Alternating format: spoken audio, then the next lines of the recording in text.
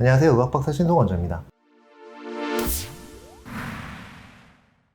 저희 병원이 이제 부작용 치료하는 병원이잖아요. 제가 뭐 하고 싶어서 부작용 치료하는 병원이 된 건 아니고요. 초음파를 볼 줄 아는 의사가 사실 많지 않아요. 그 중에서도 초음파 중에서도 뭐 복부 초음파 뭐 이런 것도 있지만 그런 거 말고 이제 유방 초음파 또는 이제 연부 조직을 보는 초음파 이런 초음파를 보는 의사들이 사실은 숫자 자체가 많지 않아요.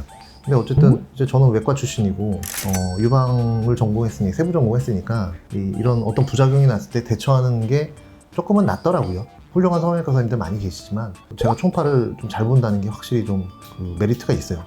저도 뭐 알고서 한 건 아니었지만 가슴이나 엉덩이에 지방 이식을 하는 게 또는 얼굴에 효과가 있어요. 있습니다. 분명히 있습니다. 근데 이제 정도의 차이가 있어요. 사람마다. 너무 바짝 마르신 분이 지방 뽑을 것도 별로 없는데 뽑아가지고 가슴에 넣으신다, 엉덩이에 넣으신다.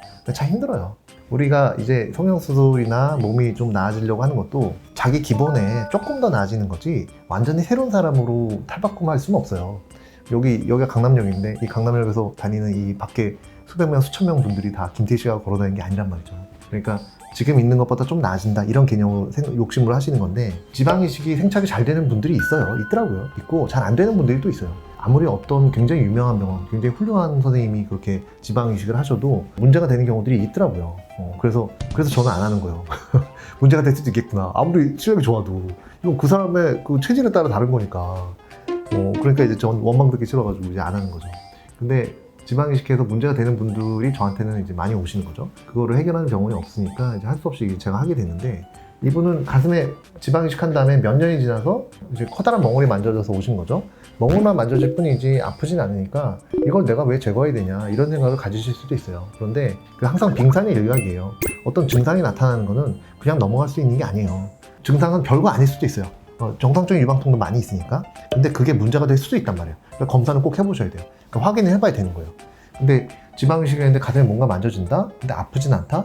근데 그게 나중에 문제가 될 수도 있어요. 왜냐면 그게 터지면 염증이 될 수가 있고 염증이 퍼지면 유선염이 심해질 수가 있거든요. 그러면 실제로 운이 나빠서 임신 중에 그러면 조산을 하거나 유산을 하거나 그런 분들이 있었단 말이에요. 그러니까 극단적인 경우까지 밀기는 좀 어렵지만 그럴 수도 있다는 걸 알고서 어쨌든 주기적으로 검진을 하긴 하셔야 돼요. 엑스레이를 보면 이제 하얗게 보이는 게 석회화입니다. 석회화 자체는 사실 몸에 해를 끼치지 않지만 석회화가 있다고 하는 건 지방이 녹았다는 뜻이고 지방 괴사가 이 석회화만 됐겠느냐 만성염증이나 이물질 반응을 일으킬 수도 있어요. 그런 부분들은 제거를 해야 돼요. 석회화를 제거하는 게 아니라 이 만성염증이랑 이물질 반응을 제거를 해야 되는 거죠. 그거는 검사를 해봐야 하는 거예요. 그래서 초음파로 보면서 이제 염증 조직 같은 걸 제거를 하고요. 그 다음에 좀 괴사된 지방을 좀 제거를 한 다음에 세척을 하고 막 씻어내고 막 초음파로 보면서 모니터링을 또 하는 겁니다.